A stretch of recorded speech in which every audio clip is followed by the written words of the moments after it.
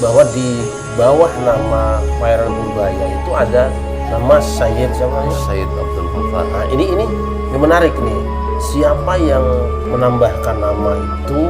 Kapan kira-kira itu nama itu bisa bertambah? Karena setahu saya kan memang dulu Pangeran Purbaya ini seorang pangeran beliau kan. Pangeran Purbaya. Nah, itu bisa ada tambahan Sayyid Abdul Ghaffar ya? Dari Habib Lutfi mungkin. Habib Lutfi ya? Habib Lutfi ya. Tapi kami juga tidak tahu persis. Iya, cuma diperkirakan orang tua dari Habib Lutfi. Iya, tahun 80-an ya. Karena dulu banyak Habib yang datang ke sini. Termasuk ini juga nanti sebelah nanti saya tunjukkan. Itu ada makam. Waktu itu akan sudah dibuat itu tempat sudah dihabiskan. Oke. Sudah saya bongkar.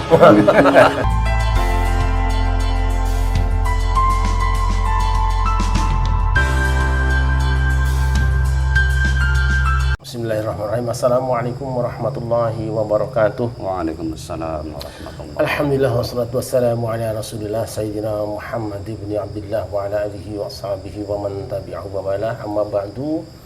Para pemirsa pada Suka TV dimanapun Anda berada, alhamdulillah pada malam hari ini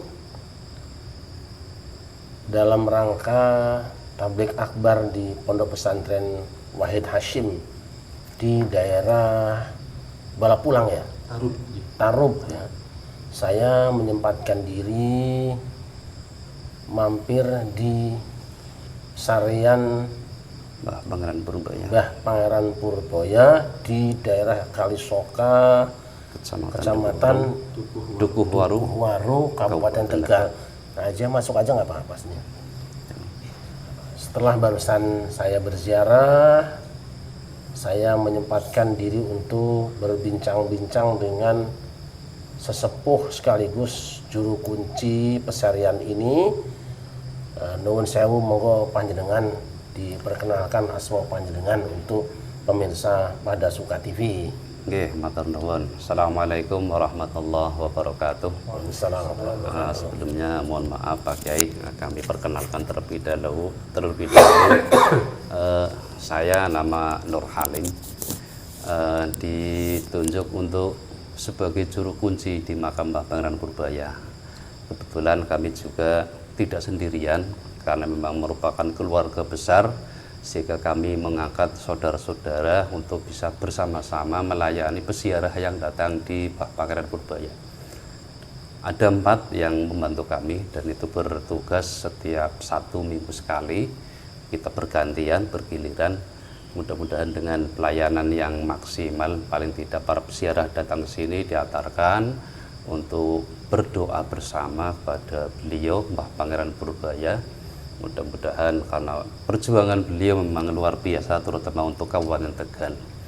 Dan ini sudah diakui, apalagi sebentar lagi tanggal 18 Mei nanti akan dilaksanakan hari jadi Kabupaten Tegal. Insya Allah nanti tanggal 13 Mei ini dari PJ Bupati Tegal akan mengawali kegiatan ziarah ke Kabupaten Tegal dengan datang ke makam Mbah Pangeran Purbaya. Mungkin itu dulu Pak Yai. Bulan Mei, kebetulan bulan Mei. Berapa tahun lalu pada waktu Kintos jadi bupati, saya diminta ceramah hari jadi Kabupaten Tegal di Sidagung ya di kota. Nah,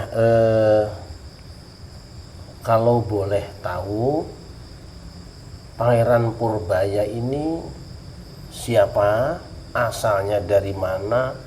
Dan kemudian kok bisa sampai di sini ya, itu yang penting ya.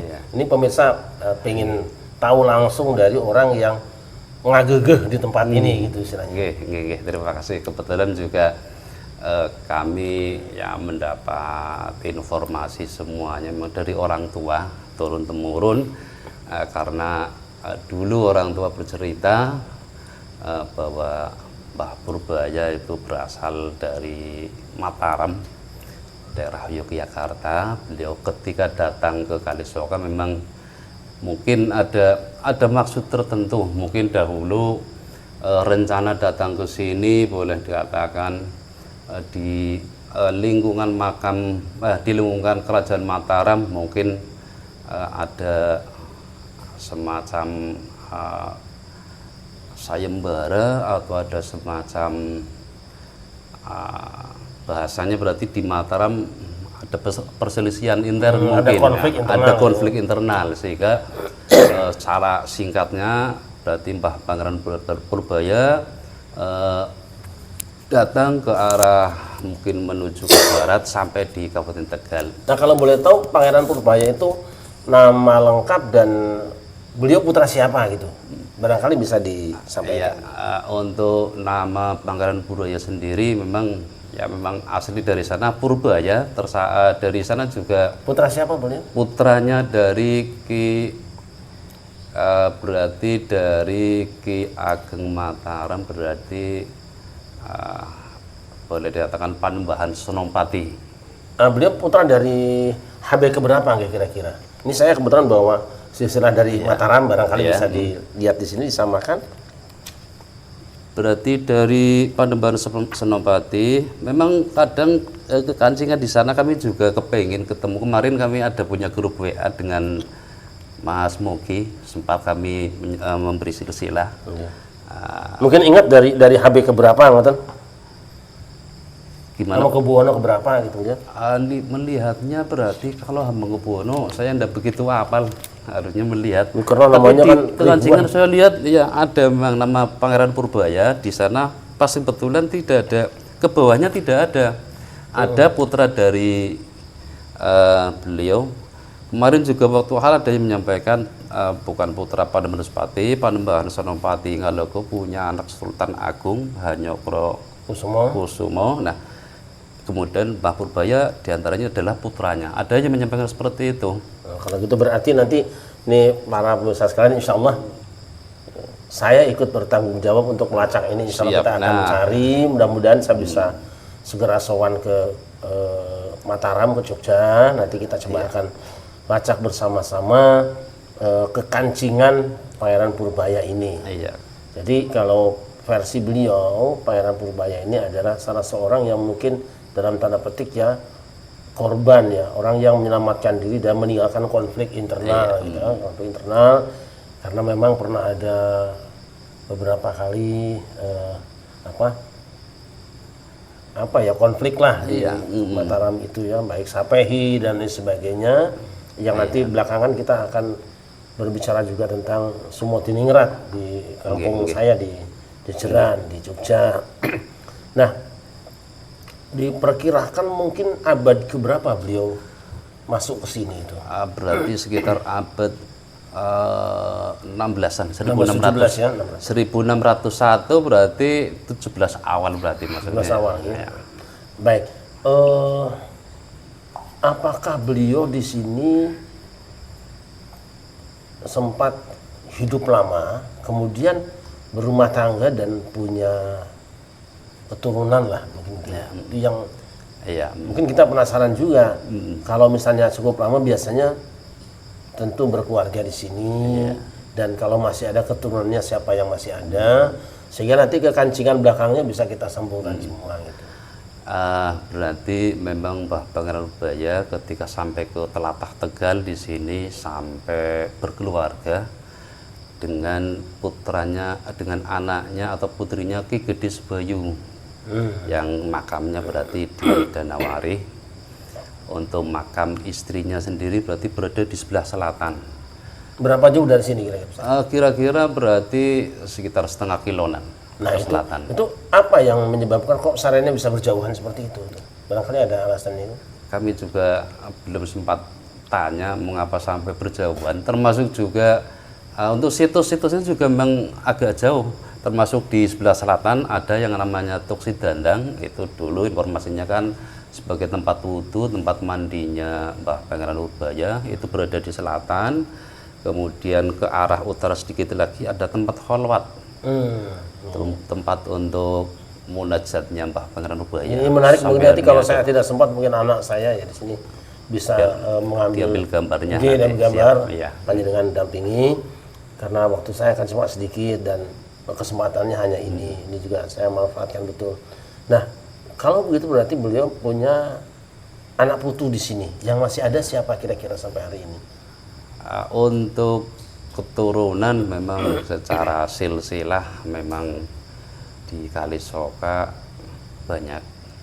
termasuk mungkin saya kalau melihat dari silsilah saya juga mungkin masuk bagian dari itu. Kalau dihitung saya mungkin keturunan yang ke-8. Boleh panjenengan kalau gitu ceritakan ke saya bin sampai beliau barangkali ingat. Kalau tidak ingat nanti biar ditulis sama anak saya. Ya, coba saya ingat-ingat. Okay. Saya Nur Halim berarti bin Kiai Tobiin. Kiai Tobiin bin Kiai Muhlas bin Kiai Abdul Honi, Kiai Abdul Honi bin Kiai Abdullah Mukhtar, Kiai Abdullah Mukhtar bin Kiai Abdul Manap, Kiai Hanafi bin Kiai Ageng Umar bin Kiai Ramidin bin Mbah Pangeran Purbaya. Oke. Nah ini kan clear, kalau ini kan jelas. Nah itu silsilah itu berarti kan dituliskan turun-temurun, gitu? Iya. Nah kalau gini kan aman, kita bicaranya aman, iya. Karena Sengawai ya, yang ada di sini memang terah beliau sendiri, sehingga segala sesuatu yang dilakukan insya Allah untuk kebaikan Pangeran Purbaya itu. Amin. Ini menarik ya. Nah mungkin nanti lebih jauh kita akan bicara soal perjuangan beliau selama di sini, apa yang panjenengan ingat selama Pangeran Purbaya berada di Tegal ini.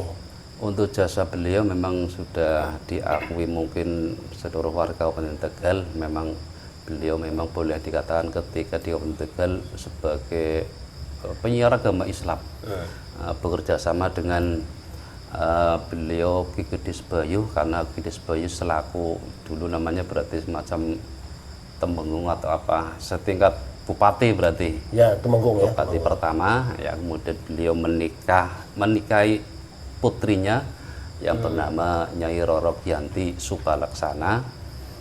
Kemudian perjalanan beliau memang saat itu mungkin sekitar kabupaten, tidak hanya sekitar Kabupaten Tegal, mungkin dari Pemalang, Brebes, ya. Termasuk di samping itu juga ada salah satu Bupati Brebes di sini, termasuk Bupati Brebes di depan ini juga. Malah baru kemarin itu dari dinas dari pemerintah Kabupaten Brebes memperbaiki sebelah sana, sehingga memang dikenal tiga kabupaten Mbah Pangeran Purbaya. Mungkin bisa lebih dari itu. Kalau saya kira iya, beliau bisa saja nyambung sampai Cirebon, karena kan betul, memang terah itu ada yang bersambung dengan Cirebon. Nah, ada yang menarik ya di tulisan di depan, bahwa di bawah nama Pangeran Purbaya itu ada nama Sayyid, siapa namanya? Sayyid Abdul Ghaffar. Nah, ini menarik nih. Siapa yang menambahkan nama itu, dan tentu ada alasan ya. Kapan kira-kira itu nama itu bisa bertambah, karena setahu saya kan memang dulu Pangeran Purbaya ini iya, seorang pangeran beliau kan. Pangeran Purbaya, betul. Nah, itu bisa ada tambahan Sayyid Abdul Ghaffar ya. Itu iya. Siapa dan apa alasannya? Kapan kira-kira dibuat ini?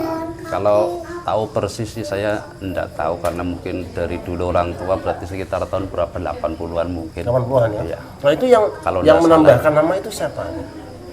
Mungkin itu dari Habib Lutfi mungkin. Habib Lutfi ya. Habib Lutfi ya.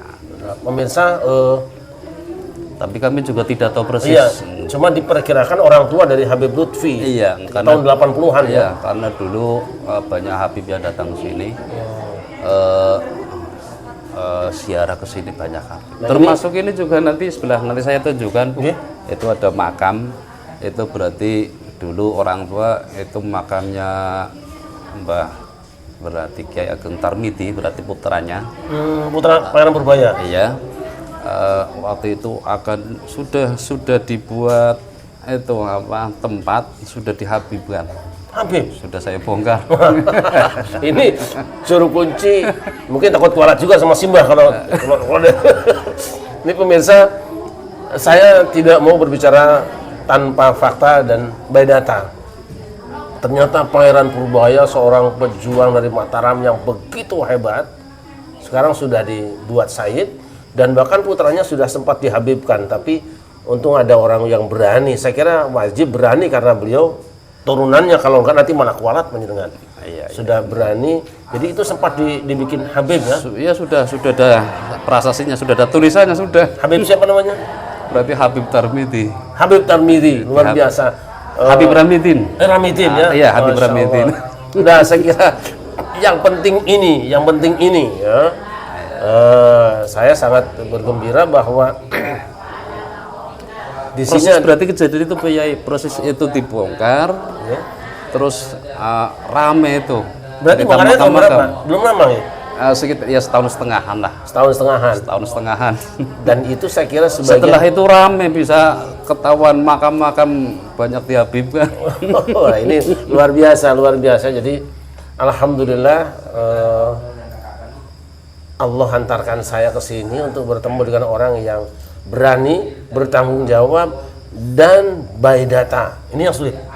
Siap. Banyak orang berani, banyak orang yang bicara tanggung jawab tapi tidak punya data. Kalau ini bukan cuma data, tapi beliau adalah terah keturunan langsung dari Pangeran Purbaya yang sekarang ditambah dalam kurung Sayyid Abdul Ghaffar, Iya. dan putranya sudah dibikin Habib Ramidin. Wah, luar biasa. Tapi sekarang Habibnya udah nggak ada ya. Sudah hilang. Nah itu mungkin di sini lah dari Mataram ini, kemudian setelah Habib Ramidi ini dibongkar muncul sekarang ini. Iya, Ya, rame masalah nasab-nasab itu. Iya. Saya kira nah saya ingin tahu haulnya biasa tanggal berapa di sini? Kalau biasa dilaksanakan setiap tanggal 8 Syawal. 8 Syawal. Iya. Kemudian hubungannya dengan ada hubungannya dengan berdirinya Kabupaten Tegal? Secara langsung ada, karena pada hari jadi Kabupaten Tegal, karena melihat sejarah Kabupaten Tegal, beliau Mbah Pangeran Purbaya merupakan salah satu tokoh pendiri Kabupaten Tegal. Hanya saja memang beliau tidak secara langsung menjabat di pemerintahan. Beliau selaku boleh dikatakan ulamanya. Umaroknya berarti Mbah Anggawana yang makamnya di Nah, kalau sana. Mbah Anggawana itu apa hubungannya dengan Pangeran Purbaya itu? Berarti kakak beradik. Oh, Adiknya putri itu berarti menikah dengan Mbah Purbaya. adik beliau itu. Adik beliau. Berarti ya ipar ya. Iya, termasuk kota Selawi itu dulunya kan sebagai tempat sejarah dulu ketika akan menikahkan putrinya Ki Gede Sebayu. Di situ ada tanding, ada 24 satria, terakhir 25, berarti Mbah Pangeran Purbaya itu yang bisa menebang pohon jati. Itu cerita orang tua seperti itu. Karena sayembara itu kan siapa yang bisa menebang pohon jati itu akan dijadikan mantu. Pohon jatinya itu yang sampai sekarang masih ada digunakan untuk bangunan masjid. Kalau sekarang siapa yang banyak ATM-nya yang menang. Baik, pemirsa sekalian, hamba Allah yang dimuliakan. Laporan singkat saya ulangi kembali bahwa di sini ada Sarian Pangeran Purbaya. Tadi kami sudah berziarah di dalam. Beliau ada di Terah Mataram dan salah seorang putranya namanya adalah Mbah Ramidi. Beliau adalah cucunya. Mungkin juga menantu saya juga ada hubungan kerabat sebetulnya di sini. Masih ada, Gitu? masih ada. Ini masih ada hubungan dan nanti kita akan lacak ke atasnya. Yang pasti bahwa sekarang di bawah nama Pangeran Purbaya itu ada Sayyid Abdul Ghaffar. Dan di Mbah Ramidi itu juga dibikin Habib Ramidi. Habib Ramidin. Alhamdulillah sekarang sudah selesai, sudah dibongkar sama beliau sendiri. Dan tidak lama setelah beliau bongkar itu muncullah keramaian masalah nasab. Saya kira ini bagian dari cara Allah untuk menunjukkan kemuliaan bangsa kita dan menunjukkan keberanian salah seorang dari terah yang ada hubungannya dengan Pangeran Purbaya yang itu Mataram tentunya. Mudah-mudahan pertemuan singkat dan ringkas ini bisa semakin meyakinkan kita bahwa insya Allah leluhur kita orang-orang baik. Insya Allah bangsa ini adalah bangsa yang baik. Siapapun mau berbuat tidak baik, Allah punya cara untuk menyelesaikannya. Dan semakin sadar kita, jangan tinggal diam. Apapun yang dilakukan orang, jika menyangkut kehormatan bangsa, jangan diam. Semua kita pergi, semua kita berangkat, semua kita jalan, dan semua kita perbuat. Mudah-mudahan manfaat dan terima kasih. Sama-sama, Pak. Ya, mohon maaf. Hasbunallahu wa ni'mal wakil. Assalamualaikum warahmatullahi wabarakatuh. Waalaikumsalam warahmatullahi wabarakatuh. Makamnya Habib Ramidi yang mana? Ini sebelah sini nih. Ini masih Tetap saya kosongkan berarti ini. Ini sudah dulunya sudah ada Nissan di sini ini berarti makanya sebelah sini. Masya Allah. Dulunya kan Nissan semacam batu seperti itu, tempel seperti tempel, terus ada tulisannya Habib Ramidin. Begitu tahu, langsung saya konsolidasi dengan teman-teman ini yang berani nyuruh siapa? Ya, memang ada salah satu lah, ya masih ngaku keluarga tapi saya juga tidak tahu. Ngaku. Iya, ngaku keluarga. Biasa diaku dulu, ta? Setelah itu Ngaku diklaim dan kita keluarganya yang diusir. Purbaya, iya. Akhirnya begitu tahu kita sepakat, udah yuk bareng kita bongkar aja, langsung dibongkar udah. Masya Allah, alhamdulillah. Ini di sini ya? Ini tetanya sini nih. Ini kan diangkat sudah diambil, karena bentuknya kan seperti itu, tinggal diangkat, tulisannya langsung dipecah, langsung itu diangkat sudah diamankan. Ini berarti ini makamnya sekitar sini Mbah Tarmidi. Mbah Ramidi. Mbah Ramidi ya. Berarti Mbah Ramidi itu terah keberapa dari Pangeran Purbaya itu? Putra pertama berarti. Putranya langsung? Iya. Masya Allah. Oh iya ya, Masya Allah, alhamdulillah. Tidak harus dikasih gelar apapun, kalau mulia tetap mulia. Tetap Iya, mulia. betul. Dan salah satu ciri kemuliaannya anak cucunya rajin ibadah, itu aja. Termasuk juga ada ya Habib datang ke sini, tapi dulu pernah ya ngajak-ngajak juga kemana disuruh apa, suruh daftar nanti suruh dulu waktu itu suruh nanti diperiksa tes DNA, nanti kalau memang terbukti dengan nanti masuk itu Habib, saya enggak mau. DNA atau itu dulu. DNA atau dibuat saja begitu? Ya barangkali mintanya seperti itu. Saya sudah pirasat udah enggak bener lah. Enggak perlu seperti itu. Tapi nggak bayar kan? Waktu itu memang diminta. Oh, diminta ya? Iya. Tapi saya lama. Untuk dapat gelar Habib bayar berapa waktu itu? Waktu itu hanya suruh tes saja, suruh tes ya, sekitar 10 juta ya? 10 juta ya, tapi hanya batas untuk mengecek informasi seperti itu. Nah inilah saya sangat bersyukur malam ini. Alhamdulillah memang semuanya kita terbuka. terselamatkan. Ya. Dan nanti haulnya mohon ini kita hidupkan kembali, dan saya berharap anak-anak saya karena sudah jadi panjenengan juga jadi keluarga ya, dibuat sejarah yang lengkap, yang baik. Coba kita minta apa namanya, kalau perlu ke kancingannya ke Mataram kan gitu ya. Iya. Insya Allah saya siap menemani lah, siap menemani. Saya kira masih bisa hari ini kita ke. Iya, datanya kami sempat juga diperlihatkan, tapi kan lewat grup WA memang saya. Ini teman-teman nggak apa-apa. Ini kan teman-teman. Ini ziarah apa memang? Ziarah nggih? Barakallah. Wes bener ziarah kene berjuang iki. Ilahi taala. Nggih. Nggih, monggo. Wis ora apa-apa. Ini pejuang-pejuang makam leluhur. Masih ingat leluhur. Nggih, harus ada. Enggak Luar apa-apa biasa. orang di tempat main panjenengan di sini barokahnya gitu, barokah. Nggih. Ya sih masuk ini, Pak. Nanti akan lebih ramai kalau malam. Biasanya tengah malam ramainya. Iya, saya sebetulnya azam sudah lama sama anak saya itu. Kapan ke sana? Insya Allah nanti. Karena di Tegal juga pada suka sudah banyak. Ada bukan dakwah sunnah jaga. Majelis munajat sudah ada. Nanti kita bareng-bareng lah. Sun nggih. Moga assalamualaikum. Anu pelangnya di depan nggih ya? Iya, di depan. Kita lihat pelangnya. Itu Kiai Sariputin itu kan dari Tegal. Saya kapan-kapan kepengen ke sana, pengen tahu. Iya, saya kenal. Bahkan di YouTube tuh ada salah gambar, suara dia gambar saya. Syarif Rahmat Sariputin. Pelangnya di depan nggih? Pelangnya depan sana. Coba disorot dengan cari. Ini kawasan sangat luas ya, luar biasa. Ini berarti sebelah kiri sungai nggih? Sungai, itu sebelah itu sungai. Iya, ini karakter biasanya dekat-dekat sungai memang. Kayak apa namanya? Nah, semua Diningrat juga di jajaran ya dekat Kali Opak di situ. Dekat sungai juga. Iya, Kali Opak Jogja.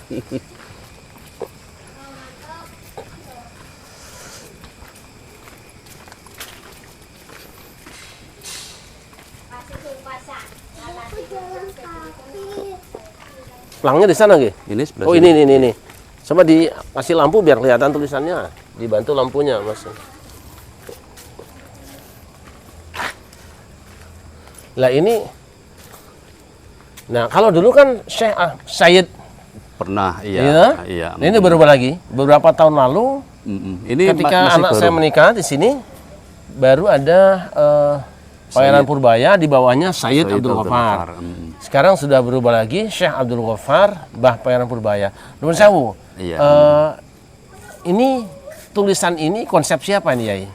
Gini, untuk khusus untuk nama dulu kan pernah Sayyid Abdul Ghaffar. Teman-teman keluarga bahasanya kan karena tidak kepengin lah kita tonjolkan Sayyid seakan-akan turunan Nabi atau apa, kan kita tidak kepengin seperti itu. Lebih pasnya Syekh saja, akhirnya Tapi ganti Syekh. nama Saya Abdul malah Ghaffar condong sendiri kan tidak ada tuh. tidak ada. Namanya bukan Abdul Iya. Ghaffar. Jadi nuwun sewu kalau Mestinya pas langsung saja Cukup. Pangeran Purbaya. Kanjeng Pangeran Purbaya gitu. Betul betul. Iya. Oh, itu sudah besar. Itu aslinya aja. Itu di namanya nanti bersama tadi situ lihat.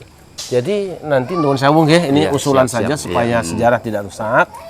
Kalau memang tidak ada nama Abdul Ghaffar, sudah Pangeran Purbaya itu sudah cukup besar. Iya, Betul? iya. Sudah cukup dikenal orang, ada di buku-buku sejarah.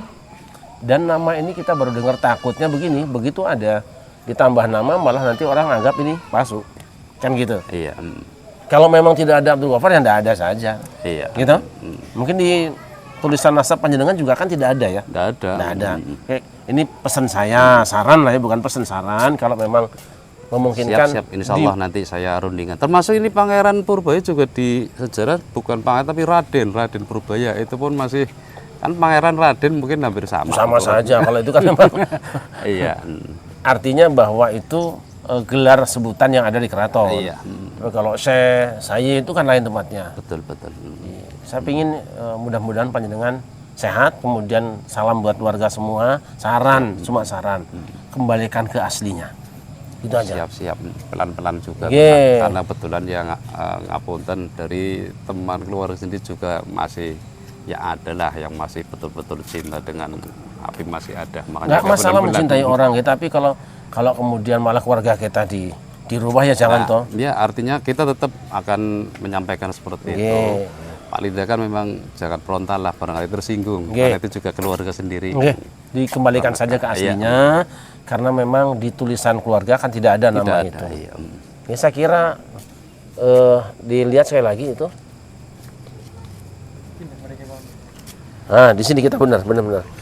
Oh iya benar, ini pas di sini. Para pemirsa pada Suka TV dimanapun berada, setelah berbincang agak lama dengan Pak Yai Nur Halim sebagai salah seorang dzurriyyah dari Pangeran Purbaya, kita dapat kesimpulan bahwa nama Syekh Abdul Ghaffar yang sekarang dan dulu sempat ada di dalam kurung Sayyid Abdul Ghaffar itu memang tidak ada di dalam silsilah keluarga. Betul. Yang ada memang Pangeran Purbaya. Dan alhamdulillah kita sempat bincang, mudah-mudahan keluarga bisa kembali memperbaiki nama itu sesuai dengan yang ada di dalam naskah silsilah keluarga. Siap. Baik, terima kasih. Assalamualaikum warahmatullahi wabarakatuh. Waalaikumsalam warahmatullahi wabarakatuh.